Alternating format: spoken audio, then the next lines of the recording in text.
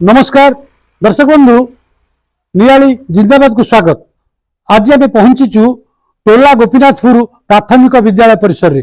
दर्शक बंधु आम मुख्य रास्ता नियाली माधव जाइथिबा मुख्य रास्ता दे खबर संग्रह पर जाउथिबा बेले दृष्टि टोला गोपीनाथपुर प्राथमिक विद्यालय। दर्शक बंधु एठी प्रथम रु पंचम श्रेणी जा क्लास रही प्राय 30 रु ऊर्ध्व पिला पाठ पढ़ती और विद्यालय परिसर में अंगनवाड़ी केन्द्रटी अच्छी जो 20 रु ऊर्ध्व पिला कुनि कुनि पिला पाठ पढ़ती। तेज यही विद्यालय परिसर अत्यंत विपदपूर्ण अवस्था रही।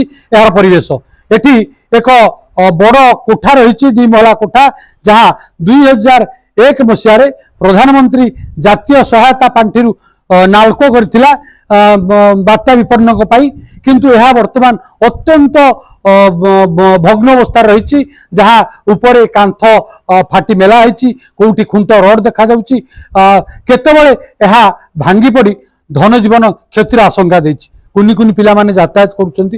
यह वर्तमान विभाग पक्षरु डेट घोषणा सरीतिले मध्य यहाकू भंगा जाउ नाही किंबा मरामती करा जाउ नाही जहाँ फल आगामी भविष्य में एक बड़ दुर्घटना को एड़ाई दि जान पारे। एटी पिला मध्याह्न भोजन व्यवस्था रही। तबे दर्शक बंधु यही विद्यालय में यही समस्या व्यतीत आहरी अनेक समस्या रही। आउ गोटे समस्या होची पानीय जल। एबे आपण माने जानिचंती खरा बढ़ुची खरा संग को पानीय जल अभाव देखा देछि। ए विद्यालय में कुनि कुनि पिला माने पाठ पढुथिबारु सेमानक पई पानीय जल निहाती आवश्यक थिले मध्य ए विद्यालय परिसर में कोनोसी पानीय जल व्यवस्था नाही।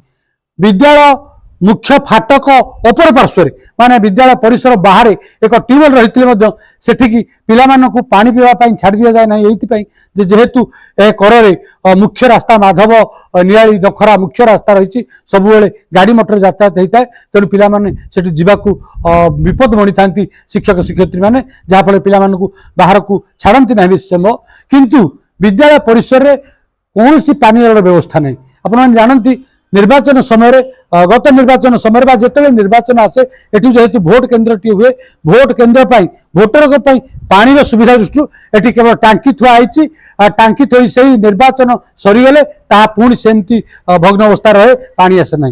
तेणु मुख्य एटी समस्या होची पानीय जल। एटी पाठ पढ़ा कथा आम कहूना एटी छात्र छात्री शिक्षक शिक्षयित्री मान कथा कहूना किंतु जार परिवेश अत्यंत विपद संकुल से पिला पाठ पढ़े केमती केतबले यही कोटालिका भांगी पड़ेनि। तो ये मध्याह्न भोजन रोषे होची पाचिका रोषे भितर सब अधिकांश समय रोचंती यही बाट दे छात्र छात्री मैंने यातायात करुँच। तेरे तुरंत एप्रति दृष्टि दि जाऊ नहले केतेबेले कोमलमती छोट छोट पिलामानकर जीवन अत्यंत आशंकार रही केवल हानि हवार आशंका रही। दर्शक बंधु जिंदाबाद नियाली माध्यम आम विभागीय कर्तृपक्ष जिलापाल को अनुरोध करुचु आसतु टोला गोपीनाथपुर विद्यालय परिवेश जो परिवेश परिसर अत्यंत विपदपूर्ण रही हृदयंगम करंतु याकू सुधारिबारे ए समस्या समाधान करिबारे सहायक हुंतु अथवा एक बड़ क्षति होवार आशंका रही। टोला गोपीनाथ विद्यालय परिसर संतोष कुमार बारिक कवि प्रसाद महांती अक्षय सेनापति जिंदाबाद नियाली।